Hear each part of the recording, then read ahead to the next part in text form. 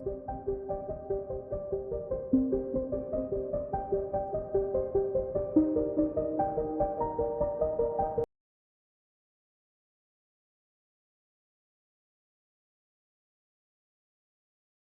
Friends, బాగున్నారా? మీరంతా బాగుండాలని కోరుకుంటాను.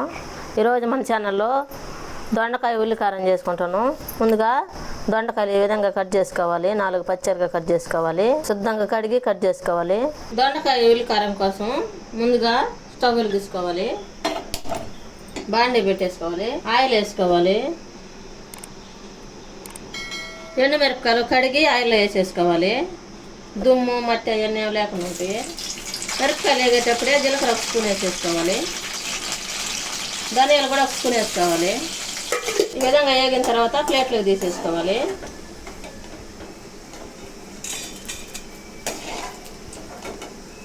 ఈ విధంగా ప్లేట్లోకి తీసి పెట్టుకోవాలి.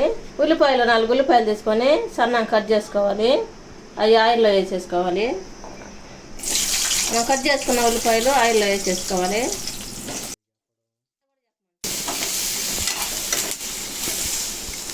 ఉల్లిపాయలు ఈ విధంగా వేగిన తర్వాత ఇవి కూడా ప్లేట్లో తీసి పెట్టుకోవాలి. ఈ విధంగా ప్లేట్లో తీసి పెట్టుకోవాలి. చల్లారి పెట్టుకోవాలి. ఇలా మనం దొండకాయలు వేపుకున్నాము.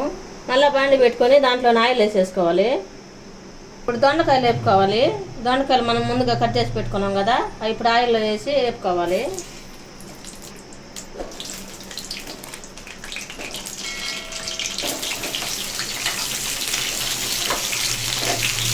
బాగా మగ్గబెట్టుకోవాలి. మూతేసి మగ్గబెట్టేసుకున్నాము. దొండకాయలు వేకేలాక మనం మిరపకాయలు అవి ఆరిపోయినాయి కదా, ఈ మిక్సీ పట్టేసుకున్నాము. దీంట్లోనే ఉప్పు వేసేసుకోవాలి మనకు సరిపడినంత. ఈ విధంగా మిరపకాయలు మిక్సీ పట్టుకోవాలి. ముందుగా పెట్టుకున్న మిరపకాయలు చల్లారిన తర్వాత ఈ విధంగా మిక్సీ పట్టుకోవాలి. తర్వాత ఉల్లిపాయలు ముందుగా ఉడికించుకున్నాం కదా, అవి కూడా దీంట్లో వేసుకొని మిక్సీ పట్టేసుకోవాలి. మన ఉల్లిపాయలతో పాటు తెల్లపాయలు కూడా వేసుకోవాలి 4-5. ఈ విధంగా మిక్సీ పట్టుకోవాలి. ఇప్పుడు మనం దొండకాయలు వేగుతున్నాయి కదా, దీంట్లో కొంచెం పచ్చికరేపాకు వేసుకోవాలి. మూత వేసి ఒక 4 నిమిషాలు ఉడికించుకోవాలి. మూత తీసిన తర్వాత 4 నిమిషాలు ఉడికించుకోవాలి. దొండకాయలు ఈ విధంగా ఉడికించుకుంటే బాగా టేస్ట్ ఉంటాయి. మాడిపోకుండా జాగ్రత్తగా తీసుకుంటూ ఉండాలి. ముందుగా మనం మిక్సీ పట్టుకున్నాం కదా ఉల్లిపాయ పేస్టు, అది వేసి దీంట్లో కలుపుకోవాలి. మొత్తం కలిపేసుకోవాలి. ఉల్లిపాయ పేస్ట్ వేసుకున్నాం కదా, ఇదంతా ఎర్రంగా వచ్చిందాకా వేపుకోవాలి. A few moments later. ఈ విధంగా వేగిన తర్వాత స్టవ్ ఆఫ్ వేసుకొని దించేసుకోవాలి.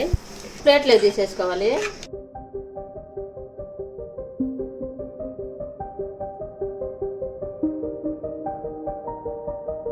ఎంత టేస్టీగా ఉండే దొండకాయ ఉల్లికారం రెడీ అయింది. మీరు కూడా మీ ఇంట్లో చేస్తే ఎలా ఉందో మాకు కామెంట్లో పెట్టండి. లైక్, షేర్ చేయండి, సబ్స్క్రైబ్ చేసుకోండి, పక్కన బెల్ నొక్కండి. Thanks for watching.